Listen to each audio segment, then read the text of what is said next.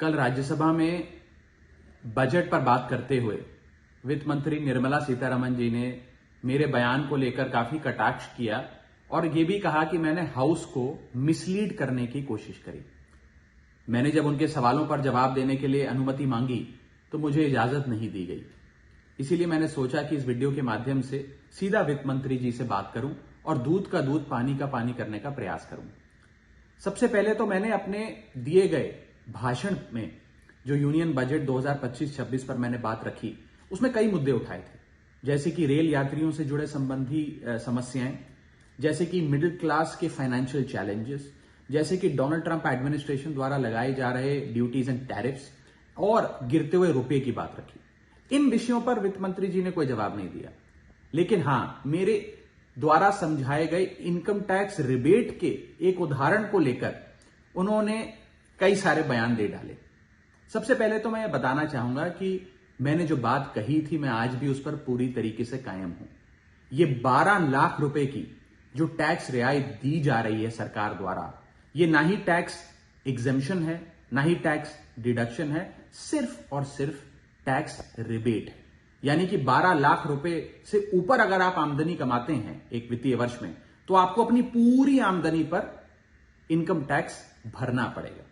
मेरे इस कॉन्सेप्ट को समझाने के लिए दिए गए उदाहरण को वित्त मंत्री जी ने टेक्निकली उसे उलझाने का प्रयास किया। उसमें मार्जिनल टैक्स रिलीफ का कॉन्सेप्ट जोड़कर यह सिद्ध करने की कोशिश करी कि मेरा उदाहरण गलत था।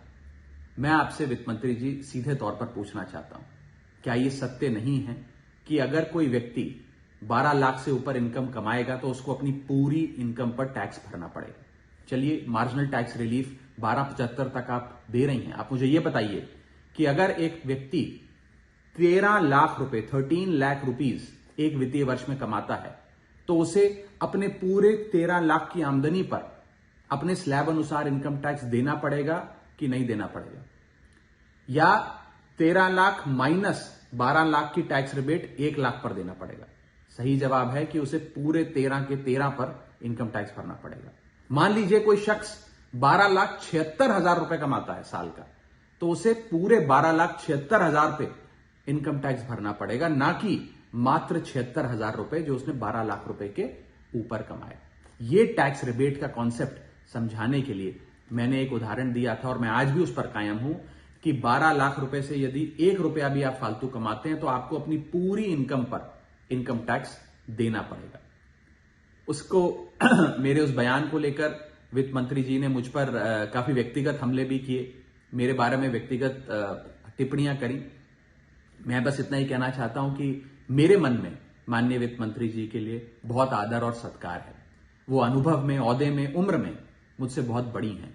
मेरा बस इतना ही कहना है कि आगे से मुझे उम्मीद है कि वित्त मंत्री जी इस प्रकार के व्यक्तिगत बयानों से बचेंगी और सिंपल टैक्स कॉन्सेप्ट्स लाने के लिए जो उदाहरण दिए गए हैं उनको टेक्निकली तोड़ मरोड़ के जनता के सामने प्रस्तुत करने का प्रयास नहीं करेंगी।